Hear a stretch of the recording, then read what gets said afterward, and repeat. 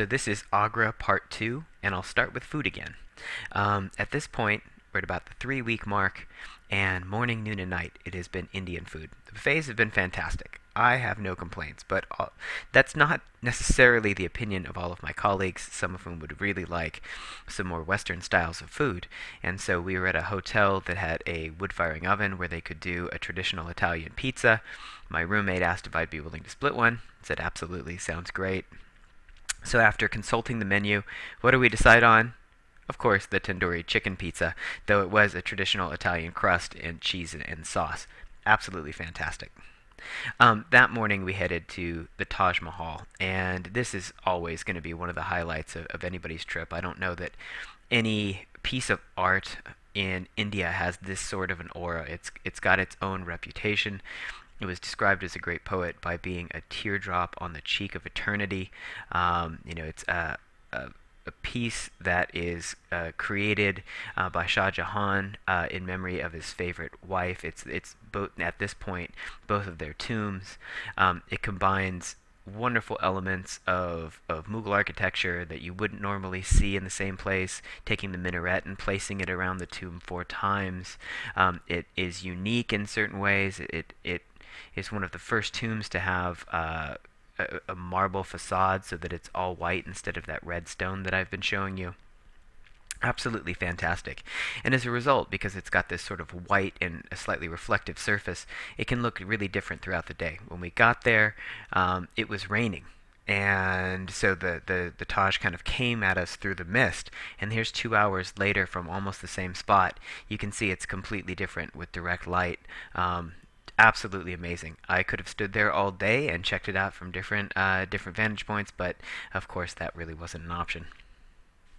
I couldn't get a great shot of the Taj Mahal in a reflecting pool, but there's always just a lot of people around because it's such a famous and remarkable spot. But this is looking back from the Taj through one of the reflecting pools at the front gate, and you can see that sort of up-down symmetrical mirroring. Really kind of a beautiful and elegant design. When you get up close, the details are really fantastic on this piece. It appears white from a distance, but up close there are all sorts of beautiful details that one has to pay close attention to. You can see up here there is calligraphy with Quranic inscription. You can see in this area here there's bas-relief sculpture. In this particular case, showing an interest in the exotic. Some flowers from Western prints as well as native flowers combined. It said that there would be a flower depicted on this tomb that would be in bloom at all times of year. But what I wanted to kind of highlight is what's going on around here. This is going to be a detail over here of this spot. This is a technique that was taken from Italy. It's called pietra dura. In this particular case, we've got hard stones that have been inset into white marble, all polished, and the natural grain of the stone is used at times to model the flowers themselves. Absolutely fantastic. And here's a little bit more of that love story. This is from Agra Fort, which was the fort that Shah Jahan built in order to, Akbar as well, in order to sort of rule. And in this particular case, it also became his prison at the end of his life when his son Aurangzeb imprisoned him and took over the emperorship. And there are all kinds of stories about how he would have to look at the Taj Mahal through a keyhole or with a mirror around the side of the building. Apparently, he had free run of this small portion of the building, so as you can see, he actually had a really good sight of it. But the effect is still the same. He's imprisoned at the end of his life, looking back at the glories of his life and sort of trapped. And to the right is where a cannonball, an English cannonball struck, or British at that point, cannonball struck the marble facade of another point of this fort. We spent a lot of time on the bus, and this one just kept popping up. I'm going to have to try and catch this show. I have no idea what it's about. It looks really silly, and so, if I get a chance, I'm going to give it a shot. We also spent a lot of time looking at the wildlife.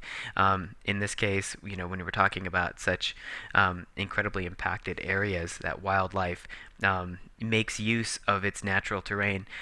This little macaque is eating a mango and sitting on what appears to be people's cable wires. The last visitation that we were making on this trip was to the Rajpat, and this is an area that was built by the Raj, the British colonial government, to make Delhi the new seat within the empire, the new capital. And the architects did a really interesting job of combining elements of India's traditions, regardless of what religion they came from, with a sort of neoclassical style of architecture. So I'm going to point some of those things out. So we've got the reflecting pool, you might remember from Mughal art, and that's leading you to something that you might find in both a Roman and Mughal art, this sort of enclosed door. It's not a niche like you would expect in Mughal art, so it's not the Iwan. It's more of the archway that you would find from the Roman tradition. You've got these things that are sort of a kiosk shape that echoes the Buddhist stupa on the top.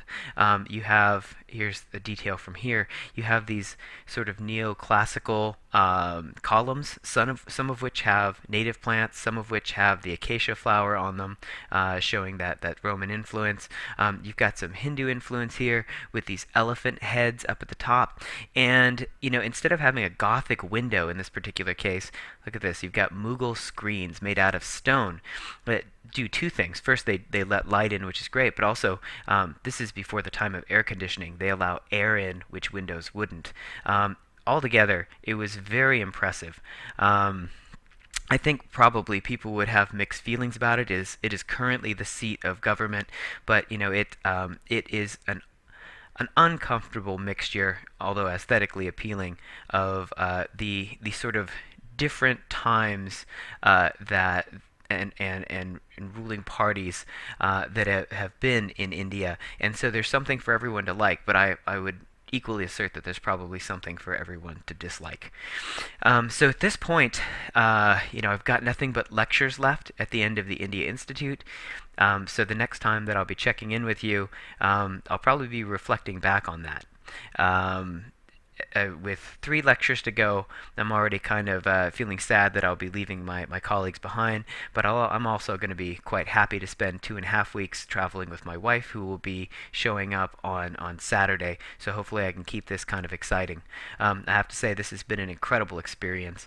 I would immediately thank all of the people who are putting this together, especially the facilitators, my colleagues for their incredible input, the U.S. government for funding the NEH, or at least at this point, and it is going to hopefully make for an excited Rob in the classroom, and I can't imagine it wouldn't as soon as the semester starts. So next time, me on my way with my wife on our own.